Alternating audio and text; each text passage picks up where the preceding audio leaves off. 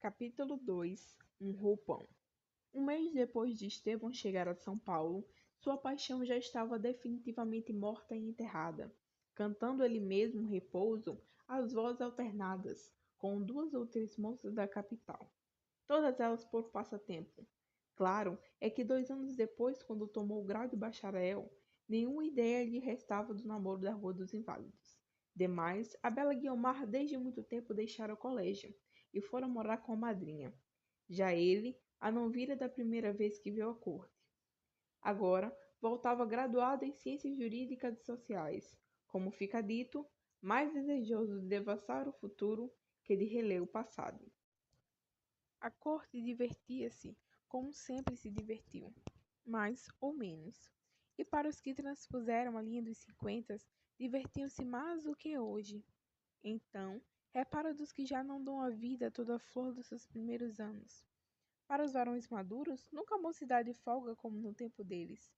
O que é natural dizer, porque cada homem vê as coisas com os olhos da sua idade. Os recreios da juventude não são certos igualmente, nobres nem igualmente frivolos, em todos os tempos. Mas a culpa ou merecimento não é dela. A pobre juventude é sim do tempo que lhe cai em sorte. A corte divertia-se, apesar dos recentes estragos do cólera. Bailavam-se, cantavam-se, iam ao teatro. O cassino abria seus salões como os abria o clube, como os abria o congresso. Todos os três fluminenses no nome e na alma. Eram os tempos homéricos do teatro lírico. A quadra memorável daquelas lutas e rivalidades renomadas em cada semestre, talvez por um excesso de ardor e entusiasmo, em que o tempo diminuiu ou o transferiu. Deus te perdoe, a coisa de menor tomo. Quem não se lembra ou quem não ouviu falar das batalhas feridas naquela clássica plateia do campo da aclamação, entre a legião cassalônica e a falange chartônica, mas, sobretudo esta, entre o regimento lagruísta. Eram batalhas campais com tropas frescas e maduras também, apercebida de flores, de versos, de coroas e até estalinhos. Uma noite, a ação travou-se entre o campo lagruísta e o campo chartonista, com tal violência que parecia uma página Ilíada. Desta vez, a Vênus da situação saiu ferida do combate. Um estalo rebentara o rosto da Charton. O furor, o delírio, a confusão foram indescritíveis. O aplauso e a pateada deram-se as mãos. E bem demais, os pés. A desavença passou aos jornais. Vergonha eterna, abre aspas, dizia um, fecha aspas. Aos cavalheiros que cuspiram na face de uma dama. Se for mister, replicava o outro, daremos os nomes dos artariscos, que no saguão do teatro juraram desfeitear-me-lhe. Lagrua, patuleia, desenfreada, fidalguice balofa. Os que escaparam daquelas guerras de Alecrim e Manjericão hão de sentir hoje, após 18 anos, que despenderam um excessivo entusiasmo em coisas que pediram repouso de espírito e lição de gosto. Estevão é uma das relíquias daquela Troia e foi um dos mais fervorosos lagruístas, antes e depois do grau. A causa principal das suas preferências era, de certo, o talento da cantora, mas a que ele costumava dar nas horas de bom humor, que eram todas as 24 dos dias, tirando-nos do sono. Essa causa que mais em tudo ligava os arraiais do bom gosto, dizia ele, era o busto de Mille, Lagrua. Talvez não fosse ele o único amador do buço, mas outro mais apaixonado, duvido que houvesse nesta boa cidade. Um chartonista maquiavélico, aliás, escritor elegante, elevava o tal buço à categoria de bigode, compreendendo sagamente que se o buço era graça, o bigode era excrescência. Ele nem o lábio da lagrua queria perdoar. Oh, aquele buço! Exclamava Estevão nos intervalos de uma ópera. Aquele delicioso buço há de ser a perdição da gente de bem. Quem me dera ir encaracolando por ali em cima, até ficar mais próximo do céu, quero dizer, dos seus olhos, se visto por ela, que não me encobre na turma, é inumerável dos seus adoradores. Querem saber uma coisa? Ali é que há de ter a alma, e eu quisera entreter-me com a alma dela, e dizer-lhe muita coisinha que te tenho de cá, à espera de um buço que a queira ouvir. Estevão era mais ou menos o mesmo homem de 2 anos antes. Vinha cheirando ainda os coeiros da academia. Meio estudante, meio doutor, aliando-se em si, como em idade de transição, o estolvamento de com a dignidade do outro. Os mesmos sons tinha, e a mesma simpleza de coração. Só não mostrara nos versos que imprimiu em jornais acadêmicos, os quais eram todos repassados no mais puro baironismo, moda muito do tempo. Neles, confessava o rapaz à cidade e ao mundo a profunda incredulidade do seu espírito e seu fastio puramente literário. A colação de grau interrompeu, ou talvez acabou, aquela vocação poética. O último suspiro desse gênero que lhe saiu o peito foram umas cestilhas da sua juventude perdida. Felizmente que só a perdeu em verso, na prosa e na realidade que é incapaz dos loucos. Posto fizesse boa figura na academia, mas prezava do que amava a ciência do direito. Suas preferências intelectuais dividiam-se ou antes abrangiam a política e a literatura, e ainda assim a política só lhe acenava com o que podia haver de literário nela. Tinha leitura de uma e outra coisa, mas a leitura veloz e a flor das páginas.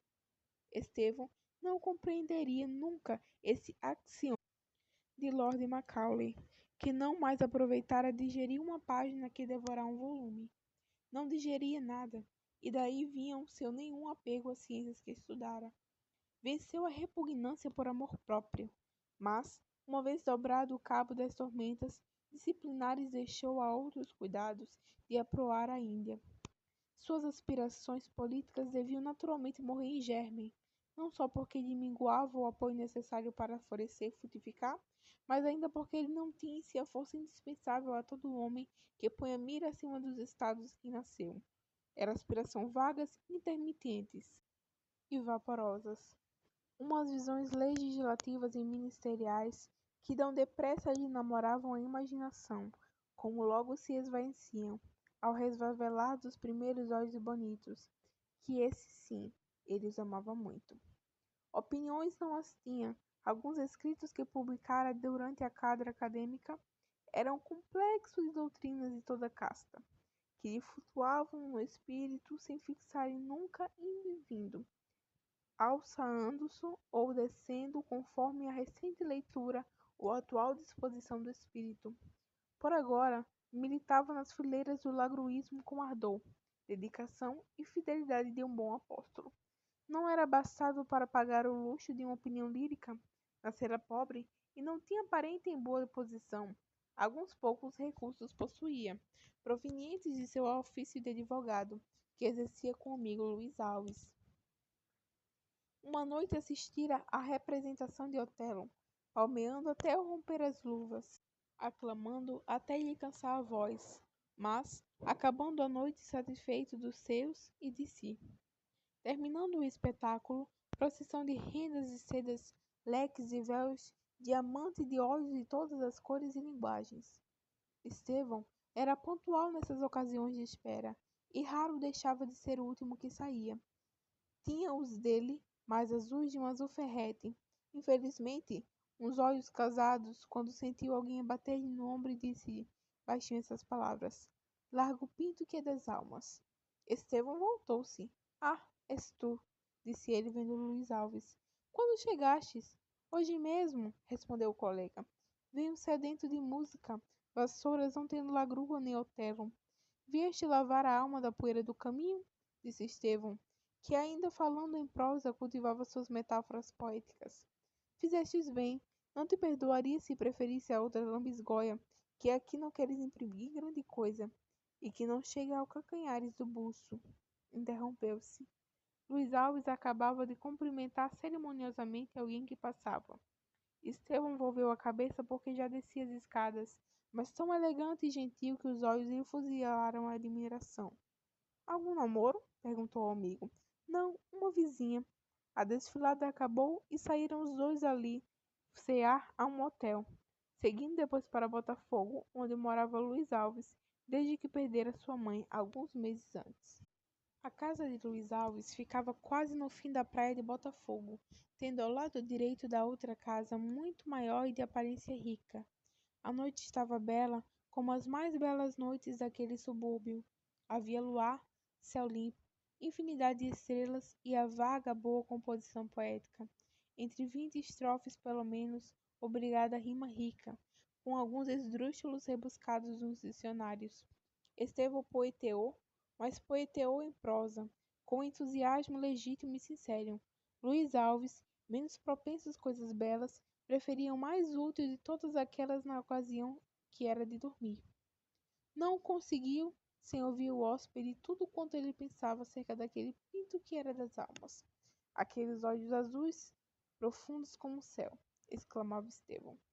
Afinal, dormiram ambos, mas, ou fosse porque os tais olhos o perseguissem, ainda em sonhos, ou porque estranhasse a cama, ou porque o destino assim o resolvera, a verdade é que Estevão dormiu pouco.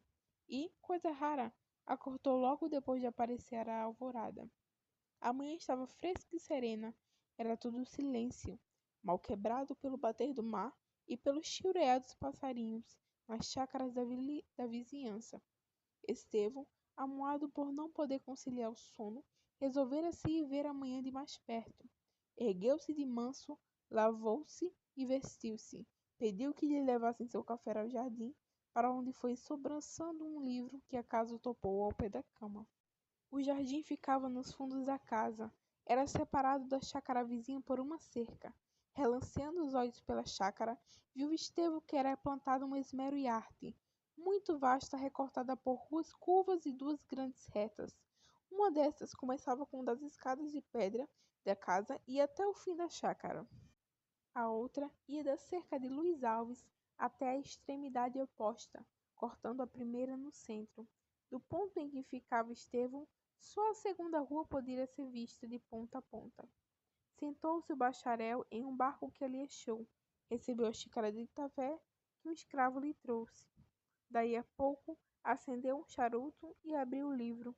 O livro era uma prática forense. Demos-lhe razão ao despeito, com que ficou, fechou e atirou ao chão, contentando-se com os cantos dos pássaros e o cheiro das flores da sua imaginação. Que valia as flores e os pássaros, Deus sabe até onde iria ela com as asas fáceis que tinha. Se o incidente não as colheras, fizera descer a terra. Da casa vizinha saíra um roupão, e ele não viu mais que um roupão. E seguira pela rua, que enfrentava com a casa, e passo lento e meditativo. Estevão, que adorava todos os roupões, fossem ou não fossem meditativos, deu graças à providência pela boa fortuna que lhe deparava, e afiou os olhos para contemplar aquela graciosa madrugadora. Graciosa ainda ele não sabia se o era, mas assentou-se que devia ser, justamente porque desejava que fosse. A deliciosa paisagem ia ter enfim uma alma, o elemento humano vinha coroar a natureza. Ergueu-se Estevão de toda a sua estatura elevada e gentil para ver melhor e ser visto, digamos, a verdade toda. Aquela desconhecida vizinha que devia ser a força por qual Luís cumprimentara no teatro, Acteon, cristão e modesto, não surpreendia Diana no banho, mas ao sair dele, todavia, não palpitava menos de comoção e curiosidade. O roupão ia andando.